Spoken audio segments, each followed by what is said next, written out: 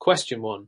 A healthcare facility recently implemented a continuous quality improvement (CQI) process to enhance patient safety. The facility's leadership team encourages staff to report adverse events, near misses, and safety concerns through centralized reporting system. During an annual review, the CQI team analyzes these reports and identifies significant number of medication errors due to inadequate communication between nurses, pharmacists. Which of the following strategies would most effectively address this issue within the CQI process? A. Establish formalized medication reconciliation process during patient admissions and discharges. B. Implement medication barcoding system to prevent errors during administration. C. Increase the frequency of random audits on pharmacy inventories to ensure accuracy. D. Mandate that all medication errors be documented and categorized by severity. Answer. B. Implement a medication barcoding system to prevent errors during administration. Explanation. The CEI process is focused on identifying areas of improvement and addressing systemic issues. In this case, communication breakdowns between nurses and pharmacists have led to medication errors, highlighting the need for technology-based solutions to streamline communication and ensure accuracy. A medication barcoding system would address the issue by ensuring that the correct medication is administered to the correct patient, reducing human error and improving safety. While medication reconciliation and audits are important, they do not directly solve the communication gap that is contributing to the errors. Documentation of errors, although valuable for tracking, does not proactively address the root cause of the problem. Question 2. Mr. Thompson, a 45-year-old patient, is admitted to the hospital for surgery. He has a known history of asthma and has recently experienced episodes of shortness of breath. Prior to the surgery, the surgical team fails to conduct a thorough preoperative assessment regarding his asthma management. During the surgery, Mr. Thompson experiences respiratory distress due to insufficient anesthesia monitoring. Afterward, the team recognizes the failure to appropriately assess and manage his asthma before surgery. According to the Just Culture model, how should this event be classified? A. Human error resulting from lack of preoperative assessment due to individual negligence. B. Atrocious behavior, as the surgical team did not adhere to established protocols regarding preoperative assessment. C. Reckless behavior, as the surgical team knowingly disregarded the potential risks associated with Mr. Thompson's asthma. D. System failure, as inadequate staffing and training contributed to the failure in assessing Mr. Thompson's asthma. Answer. B. Atrocious behavior, as the surgical team did not adhere to established protocols regarding preoperative assessment. Explanation. In this scenario, the event would be classified as atrocious behavior according to the Just Culture model. This model acknowledges that errors can arise from individuals unintentionally deviating from established safety protocols or standards. The surgical team's failure to perform a thorough preoperative assessment for Thompson's asthma indicates that potential risk was overlooked due to oversight, not intentional disregard. Human error in this case was not due to individual negligence, nor was it result of reckless behavior, which involves intentional disregard of risks. System failure might also be considered if there was broader issue, such as inadequate staffing or lack of training, but the primary issue here is the failure to adhere to protocols. Question 3. A hospital implements a patient safety incident reporting system to monitor and address patient safety events. The system is designed to track incidents such as medication errors, falls, and infections. However, after several months, the hospital finds that staff are hesitant to report incidents due to fear of punitive action. What is the most appropriate action for the hospital's leadership team to take in order to foster culture of safety? Encourage reporting. A. Introduce mandatory disciplinary actions for staff who fail to report patient safety incidents. B. Implement anonymous reporting systems to alleviate fears of retaliation. C. Develop reward system to incentivize reporting of safety incidents. D. Reaffirm the hospital's commitment to Just Culture and provide training on the importance of safety reporting. Answer. D. Reaffirm the hospital's commitment to Just Culture and provide training on the importance of safety reporting. Explanation. In order to foster culture of safety, the hospital leadership must ensure that staff feel supported when reporting patient safety incidents. Introducing punitive measures option A would contradict the principles of Just Culture, which encourages open reporting and learning from incidents. Anonymous reporting systems at option B could be useful, but they do not address the root issue of fear and may not lead to improvements in system-wide safety culture. Reward system option C might inadvertently create pressures to report incidents inappropriately. The most effective strategy: reaffirm the hospital's commitment to just culture, emphasizing the non-punitive approach and ensuring that reporting is viewed as an opportunity for improvement rather than a cause for retribution. Additionally, training staff on the importance of patient safety reporting and how it benefits the overall safety culture is essential for long-term success. Question 4. A healthcare organization is conducting a root cause analysis (RCA) after a series of medication errors. The investigation reveals that the errors predominantly occurred during shift changes when nurses failed to properly communicate the patient's medication orders to the incoming shift. Which of the following interventions would most likely reduce the risk of medication errors during these transitions? A. Implement mandatory handoff protocol that requires the outgoing nurse to provide verbal report of all medication orders to the incoming nurse. B. Increase the frequency of audits to ensure that medication orders are being properly communicated. C. Introduce medication verification system at the point of administration to catch any potential errors. D. Offer additional training sessions on medication safety for all nursing staff.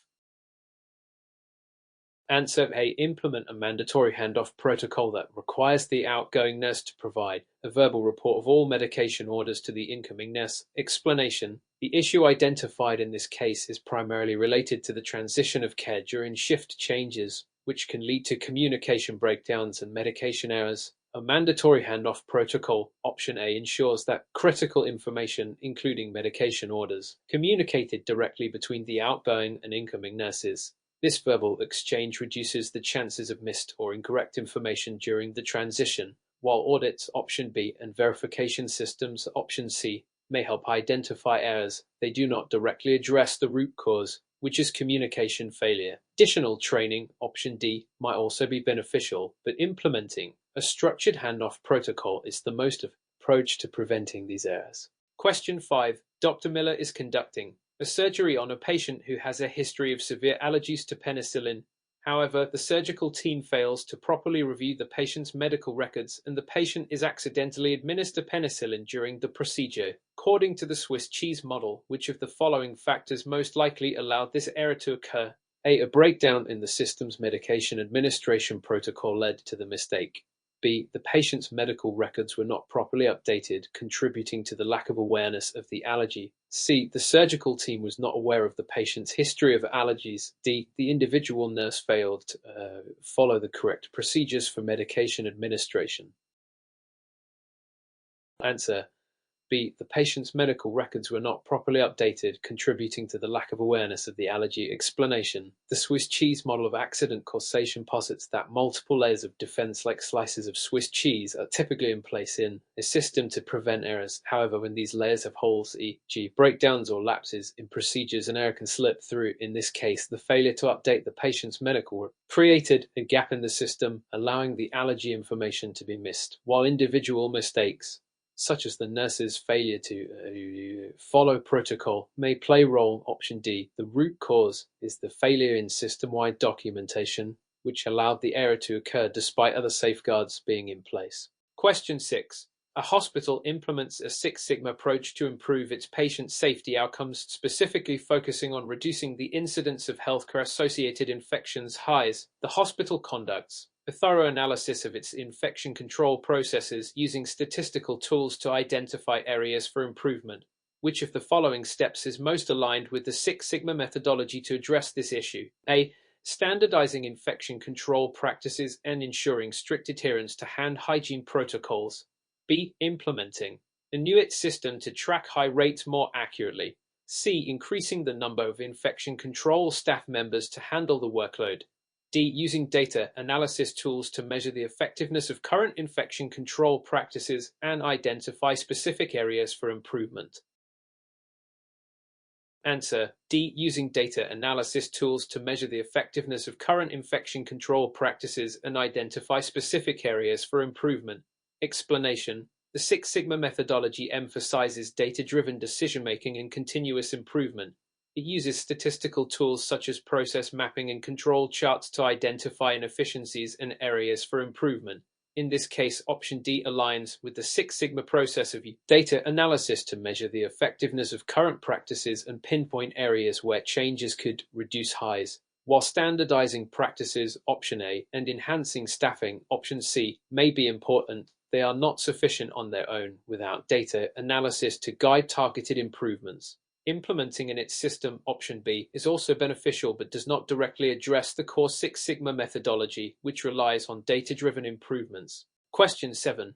A nurse is involved in a medication administration error where a patient is given the wrong dose of a medication. The nurse, however, quickly identifies the error and alerts the healthcare team, who then takes corrective action. According to the concept of just culture, how should the nurse's actions be evaluated? A. The nurse should be held accountable for the error and subject to disciplinary action. B. The nurse's actions should be viewed as a systemic issue and corrective measures should be taken at the organizational level. C. The nurse should be praised for reporting the error and the focus should be on improving the process. D. The nurse should be offered counseling to address any personal deficiencies that may have led to the error.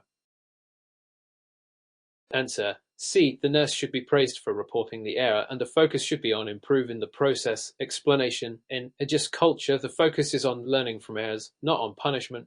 The nurse's quick identification and reporting of the error is a key step in ensuring patient safety and improving the system. The primary goal is to improve the process, not to place blame on the individual. Holding the nurse accountable. Option A. Discourage open reporting and create a culture of fear, which is counterproductive to patient safety initiatives. Reviewing the error sole is a systemic issue. Option B might be relevant, but the nurse's timely action also deserves recognition. Counseling. Option D is unnecessary unless there is evidence of personal deficiencies affecting performance. Question 8.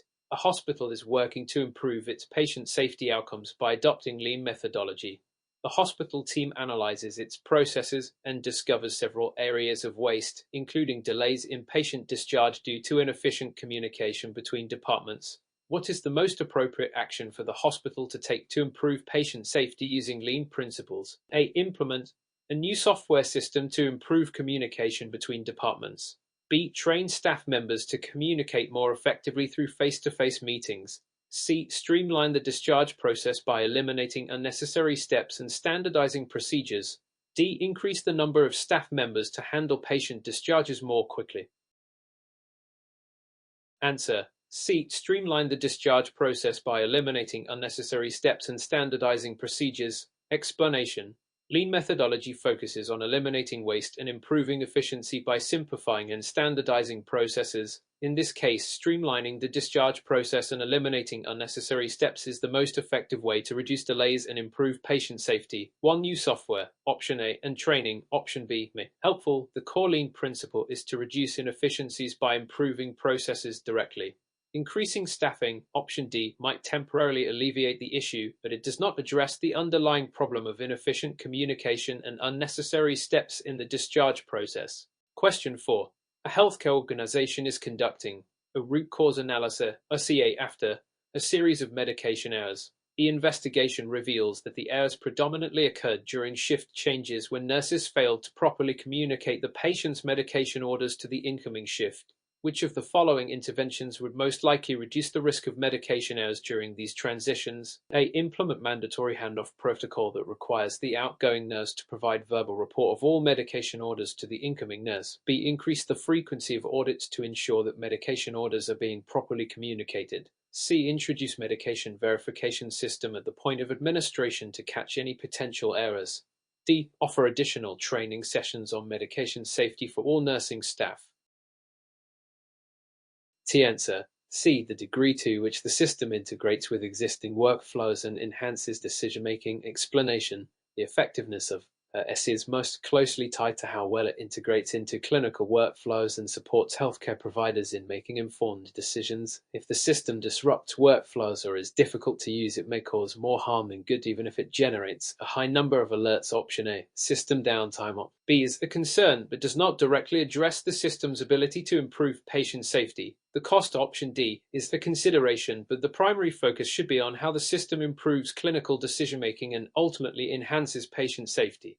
Question 10. A hospital is working to reduce healthcare-associated infections highs by improving its hand hygiene practices. The infection control team analyzes data and finds that while compliance with hand hygiene protocols is generally high, there are still incidents where staff fail to sanitize their hands between patient encounters. What is the most appropriate intervention to improve hand hygiene compliance? A. Increase surveillance of hand hygiene compliance and penalize non-compliant staff. B. Provide additional training on the importance of hand hygiene and its role in patient safety. C. Implement a new hand sanitizer dispenser system to make hand hygiene more convenient. D. Involve patients and their families in reminding healthcare workers to wash their hands.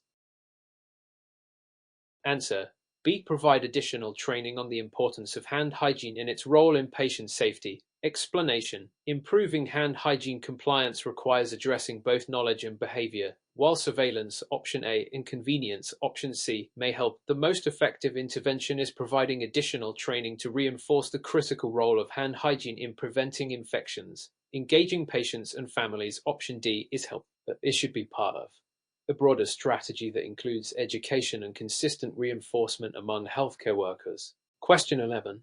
A patient is admitted to the hospital after undergoing a major surgical procedure. The nurse notes that the patient has not been properly monitored for signs of post-operative complications, such as infection or bleeding, and fails to intervene promptly when the patient shows signs of distress. According to the Swiss cheese model, what is the most likely reason this error occurred? A. The nurse failed to recognize the signs of post-operative complications. B. There was a lack of communication between the surgical team and nursing staff. C. The nurse did not have the necessary resources to monitor the patient effectively. D. The hospital did not have adequate policies in place for monitoring post-operative patients.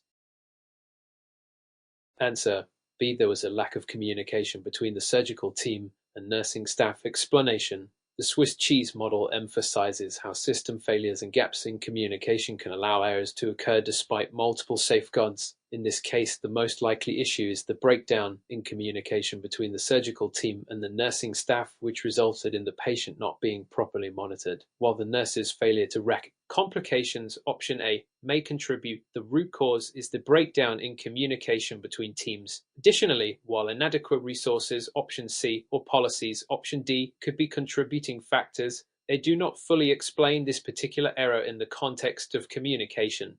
Question 12. A hospital has implemented a patient safety initiative aimed at reducing the incidence of falls among hospitalized patients. The initiative includes training staff on fall prevention strategies, but despite these efforts, the hospital continues to see a high number of falls. What is the next logical step the hospital should take to improve its fall prevention program? A. Increase the frequency of fall risk assessments for all patients.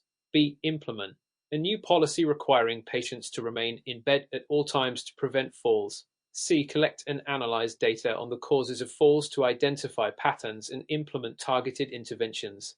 D. Offer financial incentives to staff who prevent falls.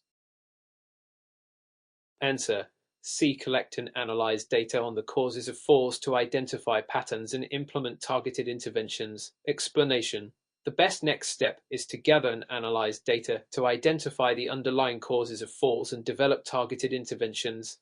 This data-driven approach aligns with continuous improvement strategies and allows the hospital to focus on specific issues contributing to falls.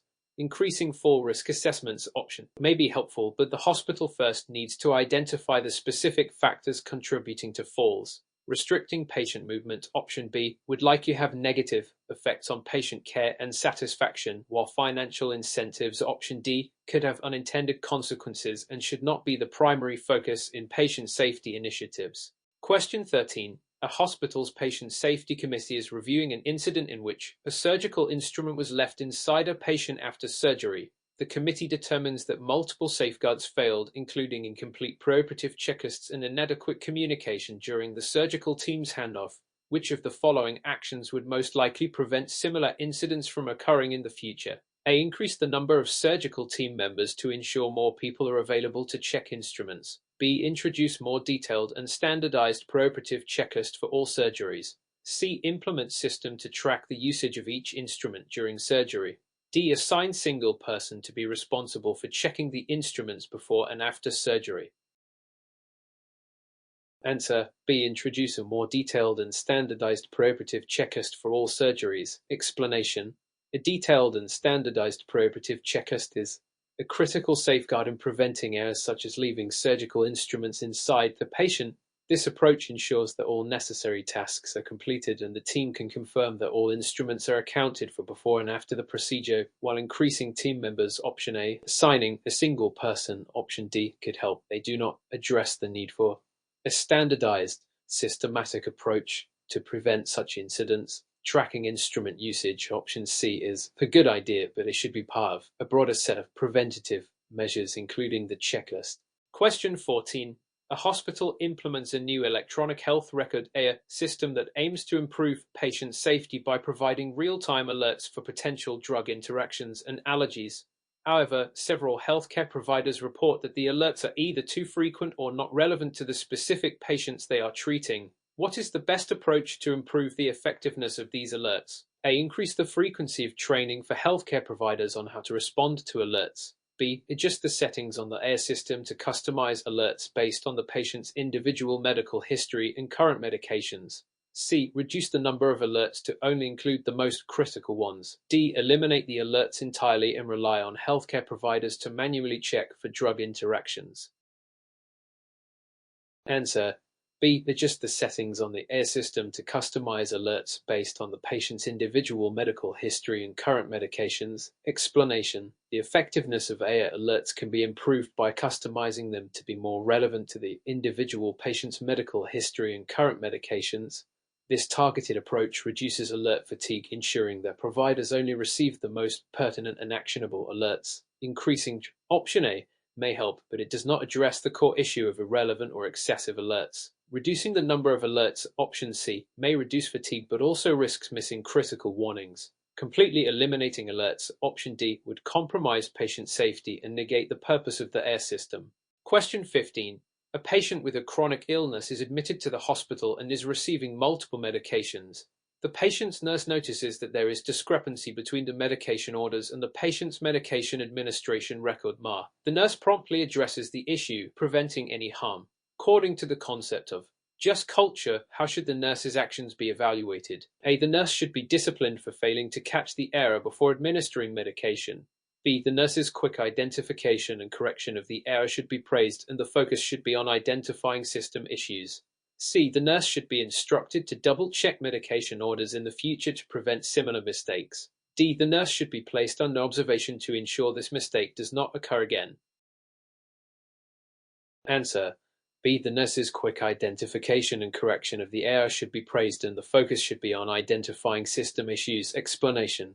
In a just culture, the emphasis is on learning from errors and focusing on system improvements rather than blaming individuals. The nurse should be praised for promptly addressing the medication discrepancy, which helped prevent harm to the patient. The focus should now shift to identifying and correcting issues that may have contributed to the error. Disciplining the nurse, Option A, or placing them under observation, Option D, would not be appropriate, as the goal is to foster an environment where staff feel encouraged to report and address potential issues without fear of punishment. Question 16. A hospital is conducting a root cause analysis (RCA) after a patient received the wrong medication. The RCA reveals that the pharmacy dispensed the wrong medication, but the nurse failed to double-check the medication before administration. According to the principles of a just culture, how should the hospital address this incident? A. The pharmacy staff should be reprimanded for dispensing the wrong medication. B. The nurse should be disciplined for not double-checking the medication before administration. C. The hospital should focus on improving the medication dispensing and administration processes to prevent future errors.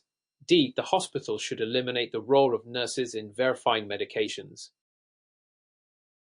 Answer. C. The hospital should focus on improving the medication dispensing and administration processes to prevent future errors. Explanation. In a just culture, the focus is on identifying systemic issues rather than blaming individuals. In this case, while both the pharmacy and the nurse played a role in the error, the primary goal should be to improve the processes to prevent similar incidents in the future. The hospital should examine both the dispensing process and the verification steps taken by nurses to identify areas for improvement. Disciplining the pharmacy staff, Option A, or the nurse, Option B, would not address the root cause, which lies in the system's processes. Eliminating the nurse's role in verification, option D, would not be an effective long-term solution, as nurses are an important part of the medication safety process. Question 17. A hospital's infection control department is investigating an outbreak of healthcare-associated infections highest among patients in the intensive care unit ICU. The investigation reveals that hand hygiene practices were inconsistent among healthcare providers despite regular training. What is the most likely cause of the inconsistent hand hygiene practices? A. Healthcare providers are not aware of the importance of hand hygiene in preventing infections.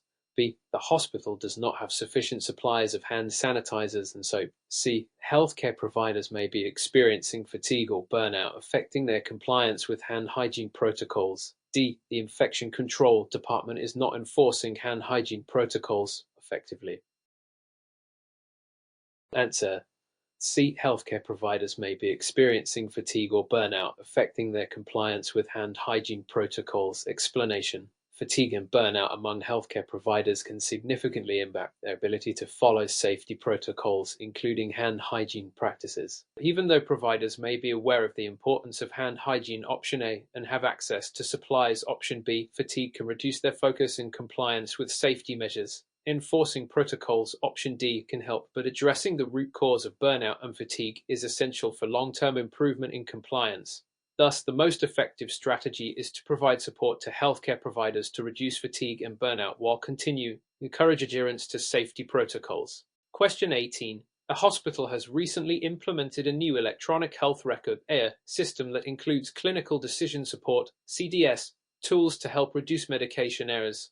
Despite the system's implementation, the hospital continues to experience adverse drug events (ADES). What is the most effective strategy to reduce ADES in this situation? A. Increase the number of CDS alerts to ensure that every potential drug interaction is flagged. B. Provide additional training for healthcare providers on how to interpret and respond to CDS alerts. C. Evaluate the EHR system's configuration to ensure that alerts are relevant and not overwhelming to providers. D. Decrease the number of medications prescribed to patients to minimize the risk of drug interactions. Answer. C. Evaluate the EHR system's configuration to ensure that alerts are relevant and not overwhelming to providers. Explanation. The key to reducing adverse drug events (ADES) lies in ensuring that CDS alerts are relevant and targeted to the specific needs of the patient, rather than overwhelming providers with excessive or irrelevant alerts. Overuse of alerts, option A, can lead to alert fatigue, causing providers to disregard important notifications. Providing additional training, option B, is helpful but does not address the root cause of the issue, which may lie in the configuration of the EHR system itself.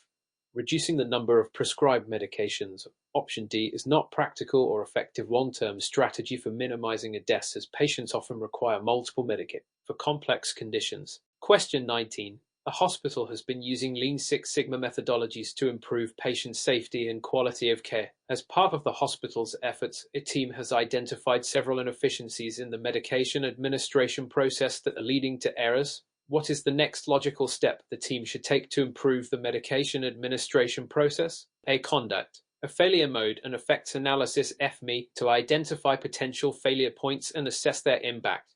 B. Implement the proposed changes to the medication administration process immediately without further analysis. C. Assign blame to staff members involved in the medication errors to prevent future mistakes. D. Monitor the new process for 1 month to determine if it leads to improvements. Answer A. Conduct a failure mode and effects analysis (FME) to identify potential failure points and assess their impact. Explanation. The next logical step is to conduct a failure mode and effects analysis (FME) to systematically evaluate the medication administration process, identify potential failure points, and assess their impact on patient safety. FME is a proactive tool used to identify and prioritize risks, allowing the team to make informed decisions about process improvements. Implementing changes without further analysis, option B, could result in unintended consequences or failures. Assigning blame, option C, would not be productive in adjust culture and would discourage staff from reporting issues. Monitoring the process for a month, option D, could be useful, but first a thorough analysis, such as FME, is necessary to identify the root causes of inefficiencies.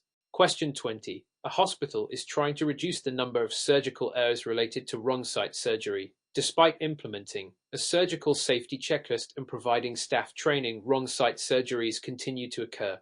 What is the most effective action the hospital should take next to address this issue? A. Mandate that all surgical teams undergo additional training on the importance of verifying patient information. B. Introduce a timeout procedure to be conducted immediately before surgery to verify the surgical site with the entire team. C. Increase the number of surgeons in the operating room to ensure more people are checking the surgical site. D. Assign a dedicated team member to monitor compliance with the surgical safety checklist surgery.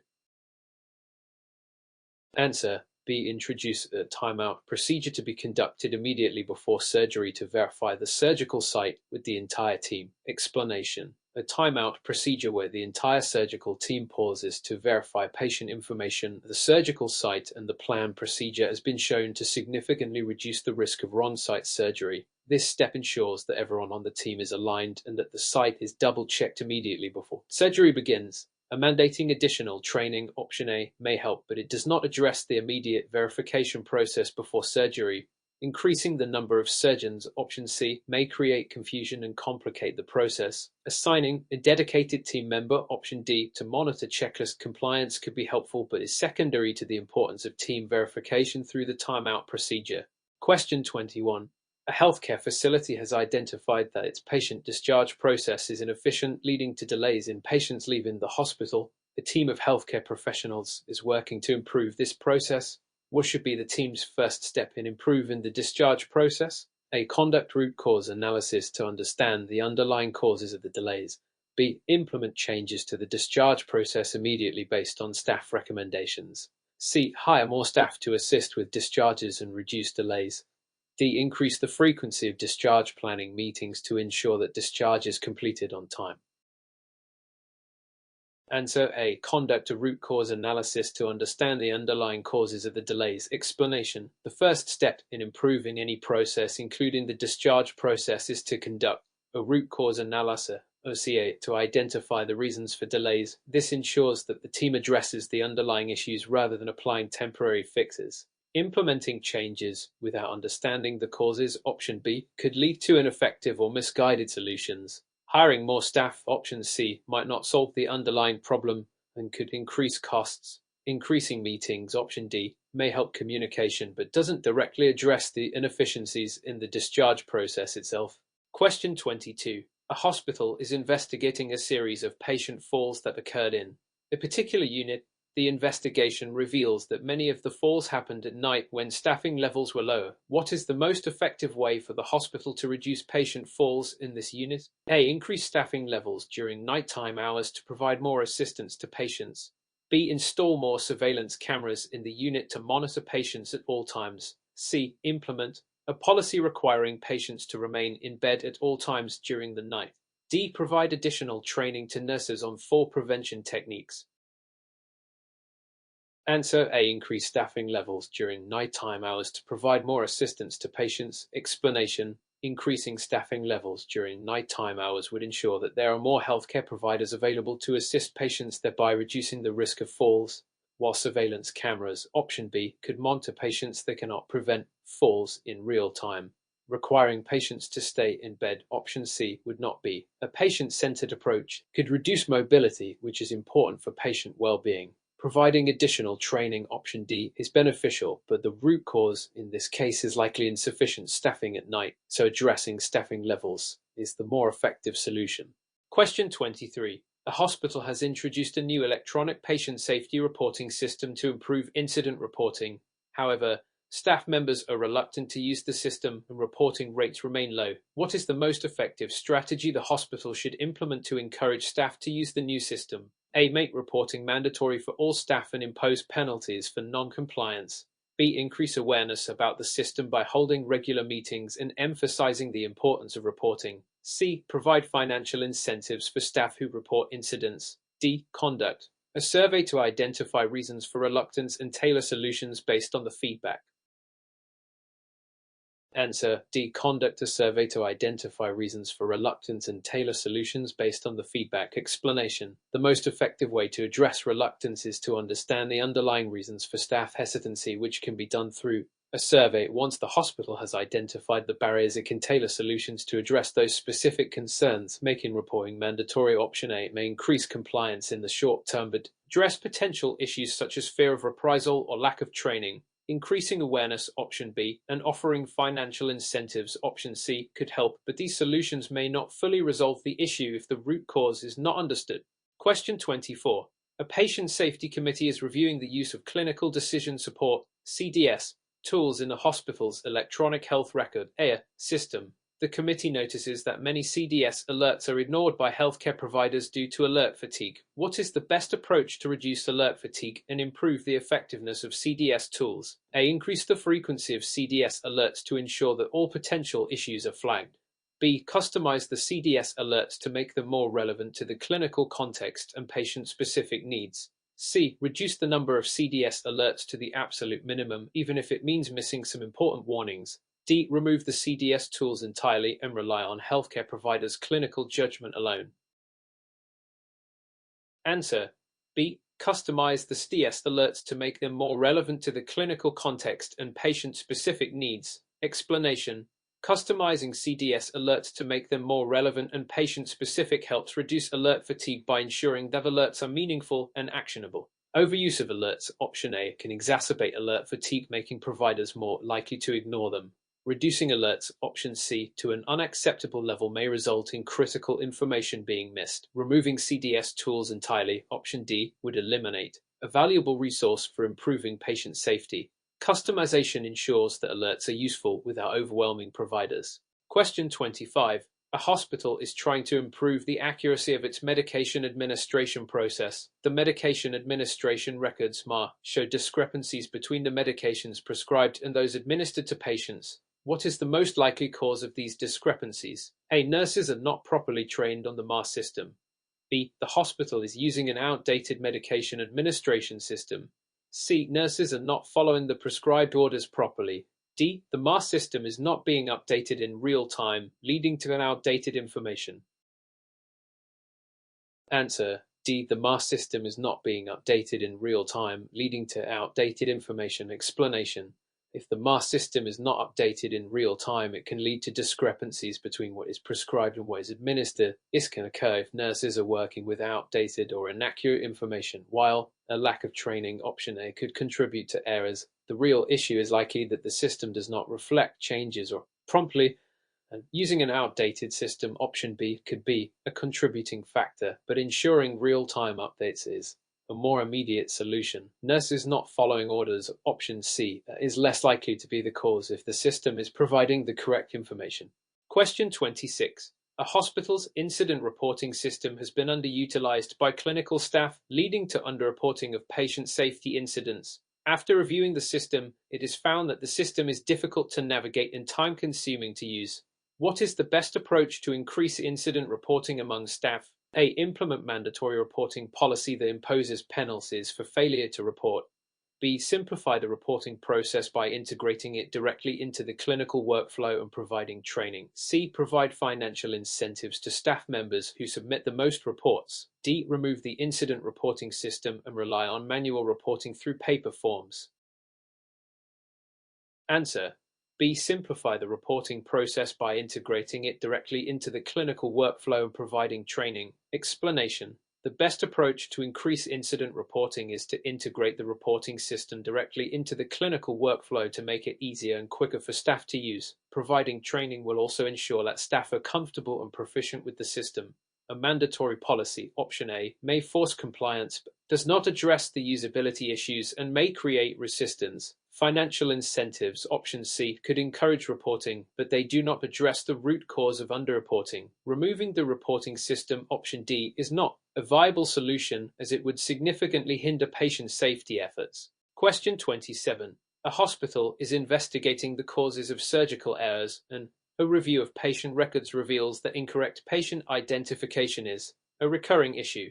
What is the most effective strategy the hospital should adopt to prevent incorrect patient identification during surgeries? A. Implement a standardized patient identification procedure that includes verifying identity with 2 identifiers before surgery. B. Provide additional training to surgeons on patient identification protocols. C. Increase the use of wristbands that include barcodes for easier patient identification. D. Implement a policy requiring patients to confirm their identity prior to surgery. Answer A. Implement a standardized patient identification procedure that includes verifying identity with two identifiers before surgery. Explanation: the most effective strategy to prevent incorrect patient identification is to implement a standardized procedure that includes using two identifiers, e.g., patient's name and date of birth, to verify identity. This is well-established patient safety measure and is recommended by organizations such as the Joint Commission. Additional training, option B, is helpful, but standardized procedure is essential for consistency. While wristbands with barcodes, option C, can improve identification, they should be part of broader identification procedure. Asking patients to confirm their identity, option D, is not sufficient on its own, as it relies on the patient's ability to recall information, which may not always be reliable. Question 28. A hospital is experiencing a high rate of medication errors related to the administration of insulin. A review reveals that many errors are occurring because nurses do not have a consistent method for calculating the correct dose of insulin for diabetic patients. What is the most effective approach to reduce insulin administration errors? A. Implement a computerized physician order entry (CPO) system that automatically calculates insulin doses. B. Provide a one-time training session on insulin administration for all nursing staff. C. Allow nurses to calculate insulin doses based on their clinical judgment without additional tools or support. D. Increase the number of insulin injections per patient to reduce the likelihood of errors. Answer A. Implement a computerized physician order entry (CPO) system that automatically calculates insulin doses. Explanation: the most effective approach to reduce medication errors is to implement a computerized physician order entry (CPO) system that includes decision support tools, such as automatic calculation of insulin doses. This reduces human error in dosage calculations and ensures consistency in treatment. Training, option B, may be helpful, but it is not a long-term solution and does not address the systemic issue. Allowing nurses to rely on clinical judgment, option C, without supporting tools increases the risk of errors. Increasing the number of insulin injections, option D, is not an appropriate solution and could increase patient risk and discomfort. Question 29. A healthcare organization is focused on reducing the incidence of healthcare-associated infections (HIEs) in its hospital.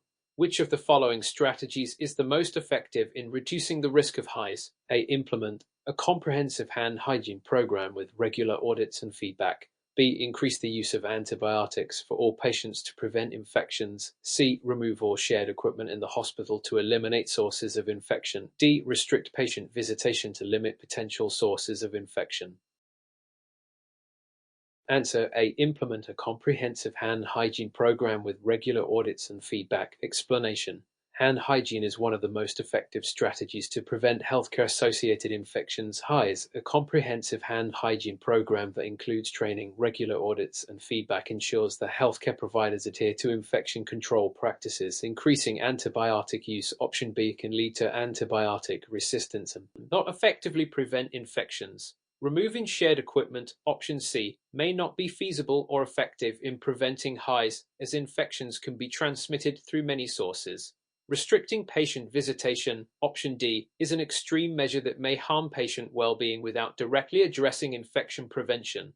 Question 30. A hospital is conducting a root cause analysis, (CA), following a near miss in the medication administration process. The team finds that the incident occurred due to poor communication between the pharmacy and nursing staff. What is the most appropriate action the hospital should take to prevent similar incidents in the future? A. Implement a standardized handoff protocol between pharmacy and nursing staff for medication administration. B. Increase the number of pharmacy staff to ensure better communication. C. Introduce a computerized system for tracking medication orders and administration. D. Provide additional training to pharmacy staff on effective communication skills. Answer A. Implement a standardized handoff protocol between pharmacy and nursing staff for medication administration. Explanation: the most appropriate action is to implement a standardized handoff protocol between pharmacy and nursing staff to ensure clear and consistent communication. A structured communication process can prevent misunderstandings and errors in medication administration. increasing pharmacy staff option B might not address core issue of communication. While a computerized system option C could help with tracking, it does not directly address the communication breakdown. Additional training for pharmacy staff option D might be useful, but does not establish a systematic solution like a handoff protocol does.